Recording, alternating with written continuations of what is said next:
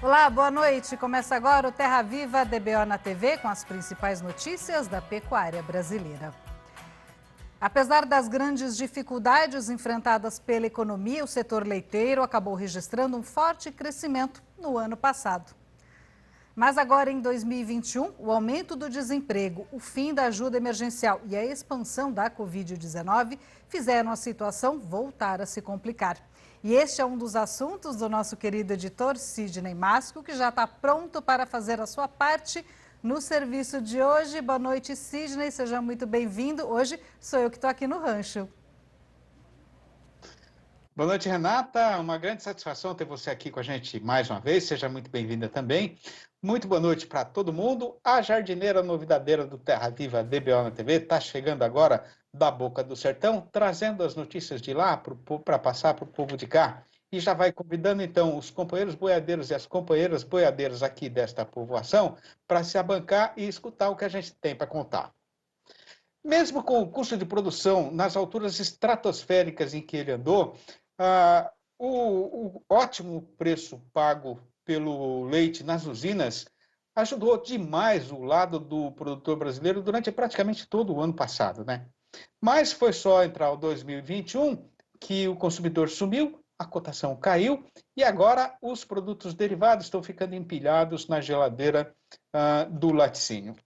Pois então, para adquirir maior compreensão a respeito dessa situação atual, a gente convidou para a nossa entrevista do dia o engenheiro agrônomo Walter Galan, que é sócio-diretor do Milk Point Inteligência e já está aboletado na frente do computador, preparado para participar da função, falando ao vivo diretamente de Piracicaba, aqui no interior do nosso estado de São Paulo. Muito boa noite, Walter. Muito obrigado pela sua costumeira gentileza em ajudar a gente no entendimento do mercado. Seja muito bem-vindo, como sempre. Boa noite, Sidney. Boa noite a todos que nos assistem hoje. Um abraço. Ô, Walter, até o final do ano passado aí, né, o preço do leite estava andando numa toada aí bastante satisfatória para o produtor brasileiro, né? O que foi que fez o vento mudar de lado assim tão de repente no mercado? Sidney, a gente teve alguns fatores juntos aí, né? O preço subiu ao produtor, subiu ao consumidor final, o consumidor final começou a consumir menos. Além disso, a gente teve a retirada do auxílio emergencial, que foi um dinheiro que ajudou muito a cadeia leiteira no ano passado. Então, esse dinheiro saiu e com preços mais altos, o consumidor começou a consumir menos e aí os preços começaram a cair dos derivados e ao produtor também. O que é que se pode esperar da produção de leite agora nesse começo de ano, hein, Walter? Por conta dessa queda de preço, Sidney, e por conta da soja e do milho, que ainda estão muito altos, né? Todo o custo de produção ainda muito elevado, a gente acredita que a produção está quase que no 0 a 0, né? Em relação ao ano passado, o mesmo período, crescendo muito pouco ou quase nada nesse começo de ano. Como é que está? Você tocou no assunto, né? Como é que está a situação atual dos preços de milho e soja, a situação desse mercado, desses dois mercados em geral? E o que a gente pode esperar daqui para frente, Walter? Milho e soja ainda bastante caros em relação ao ano passado. Janeiro e fevereiro, milho 29% acima, a soja 51% acima, nos 2 primeiros meses desse ano. O milho, a projeção de março a dezembro, ainda 28% acima. A soja, na última cotação futura, 11% acima, um cenário um pouco melhor, mas pode-se esperar um cenário ainda difícil para os grãos esse ano. O produtor tem que se preparar para isso. Walter, agora, o que foi que aconteceu com as importações de leite e derivados nesses 3 primeiros meses do ano, nesses 2 meses e pouco do ano? Elas estão caindo, né, Sidney? Se a gente olhar os volumes que foram importados no final do ano passado, elas estão caindo, mas ainda são maiores do que no começo do ano passado. A tendência, até mesmo pela subida que a gente viu no mercado internacional recente, mas até antes dessa subida, isso já estava sendo assim, as importações estão pouco competitivas. Então, a gente tende a importar menos, pelo menos nesse primeiro semestre do ano, em relação ao ano passado. Pois é, né? os preços internacionais deram um pulo aí nesses últimos dias, né? O que foi que aconteceu, hein, Walter? O preço saiu de leite em pó integral, né?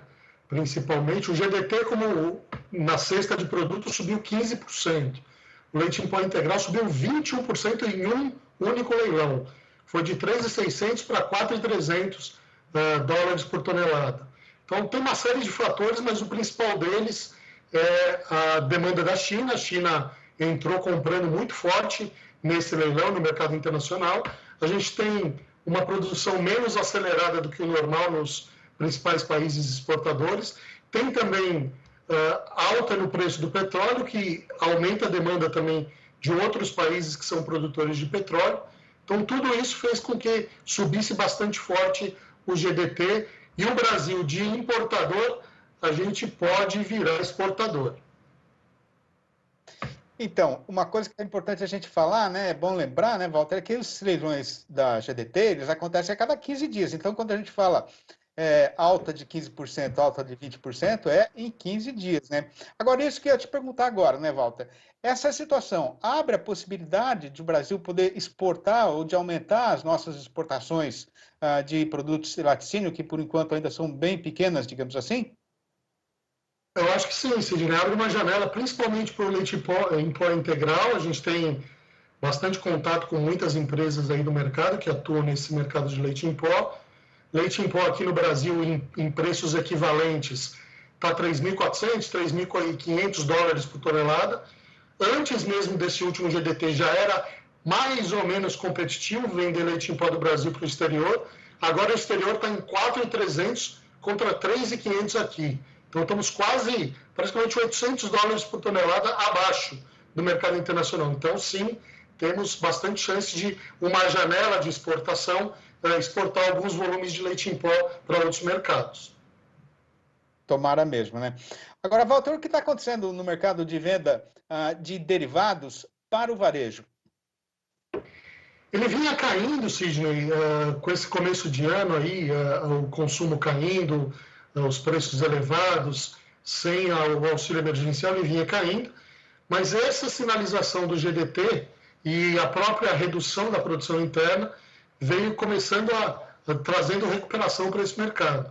Leite UHT já deu uma boa subida, os queijos estão subindo um pouco mais devagar, a mussarela um pouco mais devagar, e os leites em pó, principalmente o leite em pó industrial, esse subiu mais fortemente, mais rapidamente, porque quem importava com essa subida no mercado internacional deixou de importar, então está comprando no mercado local e aumentando a demanda do mercado local. Então, de forma geral, essa mexida aí no mercado nos últimos 2, 3 semanas trouxe um aquecimento e uma reação de preços.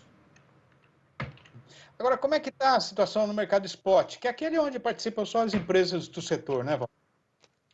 Então, isso é interessante, a gente traz em primeira mão para vocês aí, porque estamos hoje levantando o mercado spot, a gente vai soltar o nosso relatório amanhã, e todo esse cenário de mercado reagindo nas últimas semanas trouxe reação também para o mercado spot. O mercado spot aí que fechou na nossa média Brasil em 1,90 na última quinzena, deve subir uns 30 centavos, aí, fechar por volta de 2,20, 2,25. Então o mercado spot está reagindo como sinal desse novo cenário de mercado, o que é muito bom tanto para produtores quanto para indústrias, né?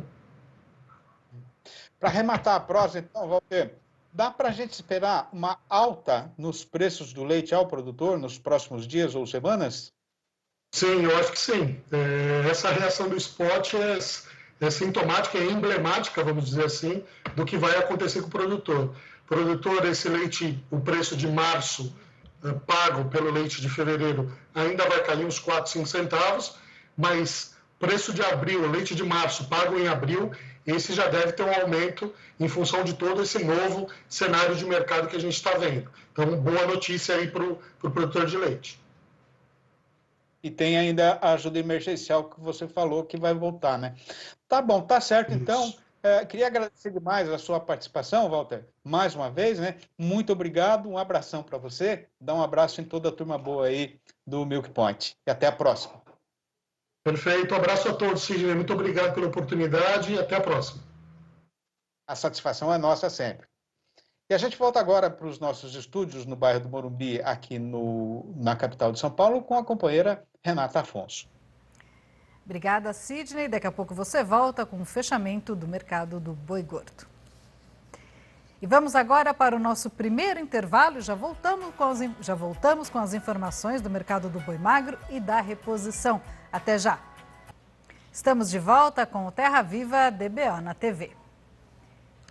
E vamos agora às informações do mercado do boi magro e da reposição, onde as cotações não param de subir. De acordo com o relatório mais recente feito pela Scott Consultoria, na média de todas as categorias de machos e fêmeas, anelorados e mestiços, em todos os estados monitorados, o preço da reposição apresentou valorização de 1,2% na comparação com a semana anterior, contando 7 dias de quinta-feira passada para trás. O que explica esse cenário de maior procura por animais de reposição são as pastagens em melhores condições. Outro fator que vem colaborando é o aumento do poder de negociação do pecuarista, que tem a opção de segurar a boiada no pasto por mais tempo e aguardar o momento mais oportuno para negociar. Segundo os analistas da Scott, a oferta limitada de todas as categorias de reposição e a firmeza no mercado do boi gordo explicam esse aumento dos preços. Na última semana, as altas foram puxadas pelos machos, que registraram valorização de 1,3% na média de todas as categorias pesquisadas. Para as fêmeas, o aumento foi de 0,8%. A alta mais significativa no período ficou para o garrote. Os destaques foram Mato Grosso do Sul e Paraná, onde a categoria subiu R$ 400 e R$ 300 por cabeças, respectivamente, nos últimos 7 dias. A expectativa para os próximos dias é de que o mercado de reposição siga firme. O Brasil é pioneiro na rastreabilidade de carne bovina e tem um dos maiores bancos de informação do mundo. O vice-presidente da Associação Brasileira de Empresas de Certificação, Aécio Flores, fez um balanço da rastreabilidade feita pelo país.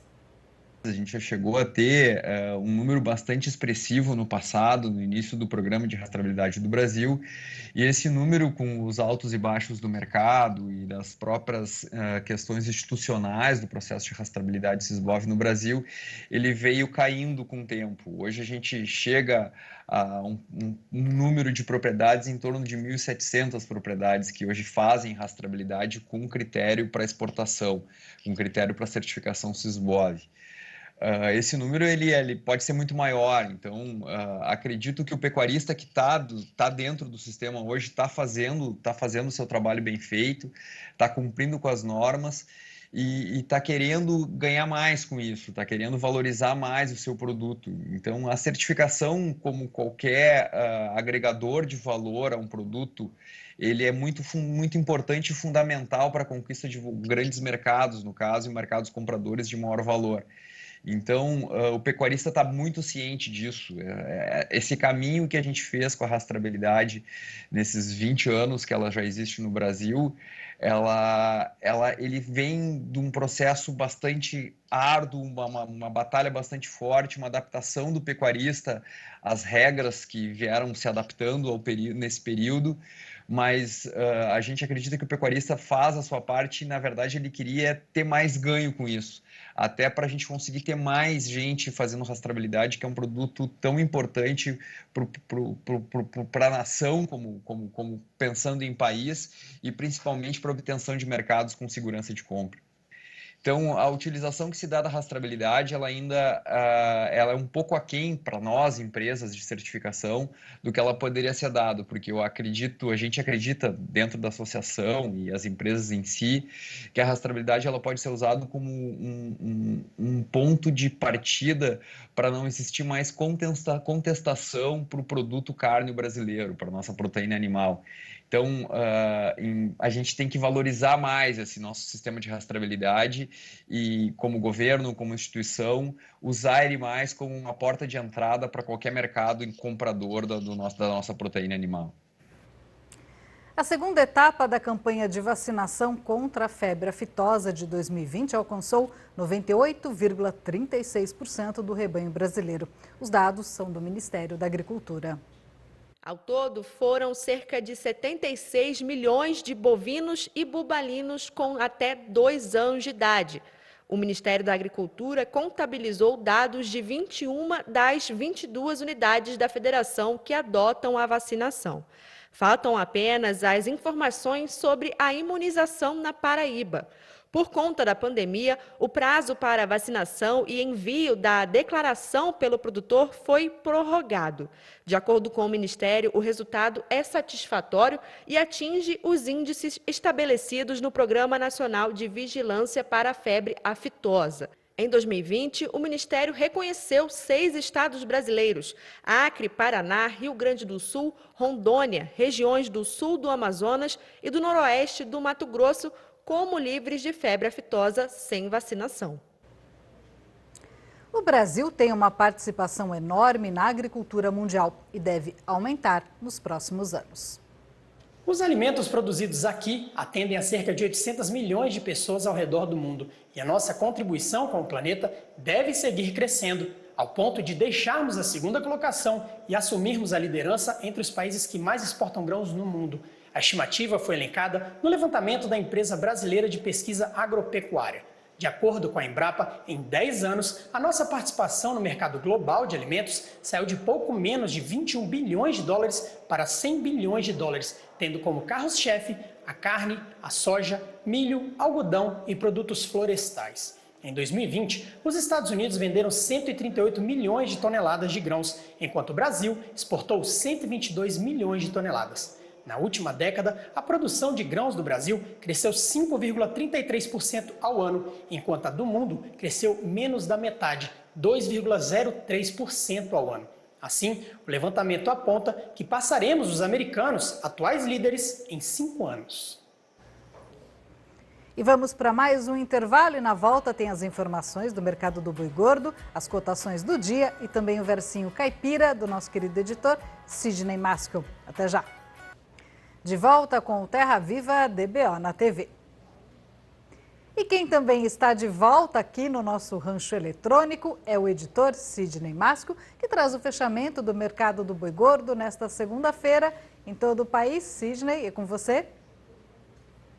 Obrigado, Renata. E o que tem para ser contado é que agora está todo mundo olhando para o mercado assim de um jeito meio desconfiado, né?